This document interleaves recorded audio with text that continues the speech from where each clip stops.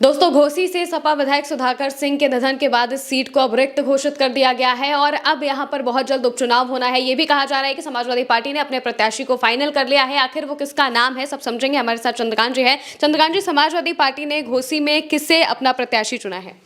देखिए, ये सीट अपने आप में ऐतिहासिक है। इसलिए भी ऐतिहासिक है क्योंकि एक ही पंचवर्षीय में यहाँ पर 2 बार उपचुनाव। पहले उपचुनाव हुआ था, सुधाकर सिंह जीते थे जब उन्होंने दारा सिंह चौहान को हरा दिया था, और अब एक बार फिर यहाँ पर उपचुनाव होने जा रहा है।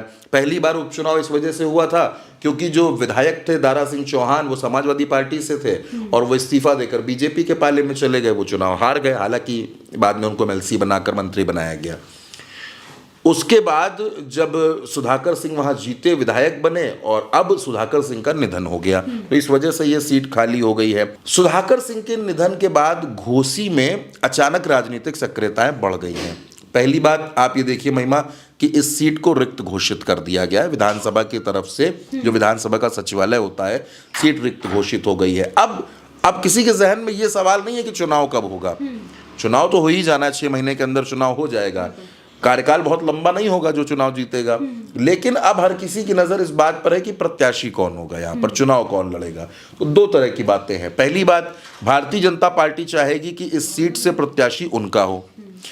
ओम प्रकाश राजभर ये चाहेंगे कि क्योंकि ये जो सीट है यहाँ राजभर वोटर्स का ठीक ठाक प्रभाव है, तो राजभर के पाले में ये सीट आ जाए, उनका प्रत्याशी यहाँ पर चुनाव लड़े। और राजभर शायद ये कोशिश भी करे कि उनका कोई बेटा यहाँ पर चुनाव लड़ जाए। तो क्योंकि घोसी लोकसभा से उनके बेटे चुनाव हार भी चुके हैं, तो घोसी विधानसभा से राजभर चाहेंगे कि उनके घर से कोई चुनाव लड़े। मैं जातीय समीकरण पर भी आऊंगा, लेकिन इस मामले में समाजवादी पार्टी बीजेपी से एक स्टेप आगे हो गई है। आगे इसलिए हो गई है क्योंकि आप ये मानकर चलिए महिमा कि 99% इस सीट पर समाजवादी पार्टी सुधाकर सिंह के बेटे को टिकट देगी। क्योंकि सुधाकर सिंह के निधन के बाद जो उनकी अंतिम यात्रा थी, तकरीबन 20 किलोमीटर की अंतिम यात्रा, लोगों का जो हुजूम था जो सुधाकर सिंह को देखने के लिए आया था, क्योंकि सुधाकर सिंह छात्र नेता भी रहे हैं, छात्र संघों में अध्यक्ष महामंत्री भी रह चुके हैं, पहले भी विधायक रह चुके हैं, और मजबूत नेता के तौर पर उनकी पहचान होती थी। इस सीट पर सुधाकर सिंह के बेटे ही चुनाव लड़ेंगे। आपने देखा होगा अखिलेश यादव की गले लगकर वो रो रहे थे, तो उनका टिकट लगभग तय माना जा रहा है। लेकिन भारतीय जनता पार्टी में एक घमासान की स्थिति है। अब मैं महिमा इस पे आता हूं, जातीय समीकरण पे। जातीय समीकरण में ये सीट समाजवादी पार्टी के लिए किस तरीके से पक्ष में जाती हुई नजर आ रही है। तो जो जातीय समीकरण है उसमें तकरीबन 90,000 मुस्लिम वोटर्स हैं इस सीट पर, जो घोसी का सियासी जातीय समीकरण है। इसके साथ साथ अगर आप देखिए, यहाँ पर करीब 70,000 दलित वोटर्स हैं। 70,000 दलित वोटर्स इस सीट पर है। करीब 60,000 यहाँ पर यादव हैं, यानी 60,000 यादव, 90,000 मुस्लिम। अगर आप इस आंकड़े को ही देखेंगी तो 1.5 लाख हो जाता है। दूसरा, इस सीट पर राजभर का प्रभाव है, राजभर समाज का प्रभाव है। तकरीबन 50,000 यहाँ पर राजभर समाज है। इसके अलावा भूमिहार, मौर्य, निषाद, क्षत्रिय, ये भी 10,000 के आसपास हैं। अखिलेश यादव ने कितना बड़ा प्रयोग किया इस सीट पर? अखिलेश यादव ने सीट पर सुधाकर सिंह को टिकट दिया। सुधाकर सिंह को यहाँ पर चुनाव लड़ाना अखिलेश यादव का मास्टर स्ट्रोक कहा गया उस समय, क्योंकि सुधाकर सिंह सवर्ण बिरादरी से आते हैं, तो इसलिए उनके साथ क्षत्रिय, ब्राह्मण ये सब खुलकर लगे।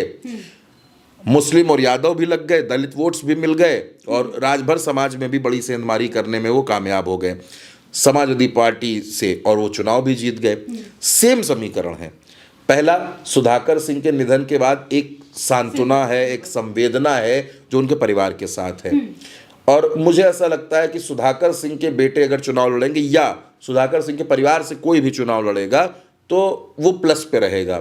दूसरा, मुस्लिम और यादव का जो कॉम्बिनेशन है 1.5 लाख वोटर्स का, वो फायदा पहुंचाएगा। और अगली जातियों में एक मजबूत जो पकड़ है वो सुधाकर सिंह के परिवार की नजर आती है, और उनके परिवार में जब सुधाकर सिंह का निधन हुआ तो वो नजर भी आया। अब आते हैं राजभर वोटर्स पर, क्योंकि ओम प्रकाश राजभर उसी क्षेत्र में है और बीजेपी से अनिल राजभर उसी क्षेत्र में है। तो 2 राजभर नेता भारतीय जनता पार्टी और ओम प्रकाश राजभर इन लोगों के पास हैं। लेकिन जो घोसी के सांसद हैं राजीव राय, जो समाजवादी पार्टी के सांसद हैं, उन्होंने अभी से राजभर वोटर्स के बीच में पैठ पहुंचाना शुरू कर दिया है। जाहिर सी बात है अखिलेश यादव का निर्देश होगा कि राजभर वोटर्स को किस तरीके से अपने साथ जोड़ना है, अपने पक्ष में करना है, तो उसलिए वो भी लग गए हैं। यानी उपचुनाव की अभी तारीखों का ऐलान नहीं हुआ है, अभी चुनाव की घोषणा नहीं हुई है, लेकिन समाजवादी पार्टी ने वहां प्रचार करना शुरू कर दिया है। और सुधाकर सिंह का परिवार जो है हालांकि अभी सदमे में है, क्योंकि सुधाकर सिंह का अचानक इस तरह से चले जाना ये भी उनको परेशान कर रहा है। दूसरी बात, इस इलाके में अंसारी परिवार का भी दबदबा है, जो मुख्तार अंसारी का परिवार है उनका भी यहाँ पर दबदबा है। अब्बास अंसारी खुद विधायक हैं, अफजाल अंसारी गाजीपुर के सांसद हैं, इसके अलावा मन्नू अंसारी जो है वो भी विधायक है। तो अंसारी परिवार का भी यहाँ दबदबा है। और अखिलेश यादव के कहने पर ये पूरा परिवार यहाँ पर समाजवादी पार्टी के लिए जुटेगा, भाई उनकी पार्टी का प्रत्याशी है। तो यानी समाजवादी पार्टी घोसी की सीट पर मजबूत नजर आ रही है। अब बीजेपी के सामने चुनौती ये है कि वो यहाँ पर किसको चुनाव लड़ाए, क्योंकि जो जातीय ताना बाना है वो भारतीय जनता पार्टी के खिलाफ है, वो भारतीय जनता पार्टी के साथ नहीं नजर आता है। लेकिन हाँ, ये ज़रूर है कि उपचुनाव होगा, सियासी दंगल है, तमाम दांवपेच होंगे, बहुत सी तस्वीरें देखने को मिलेंगी। लेकिन हाँ, फिलहाल समाजवादी पार्टी यहाँ पर अपर हैंड नजर आ रही है। बिल्कुल, और बहुत जल्दी उपचुनाव होता हुआ दिखाई भी दे जाएगा। और साथ ही साथ इस पर सबकी नजरें भी बनी हुई है, क्योंकि जैसे ही सुधाकर सिंह का निधन होता है, उनके निधन में जो हुजूम उमड़कर सामने आता है, इस वजह से माना जा रहा है कि समाजवादी पार्टी उनके बेटे को ही टिकट देगी। अब ये देखना होगा कि आखिरी जो ऑफिशियल अनाउंसमेंट है वो कब की जाती है। फिलहाल के लिए मेरे साथ इस चर्चा में इतना ही। आप देखते रहिए भारत एक सूट।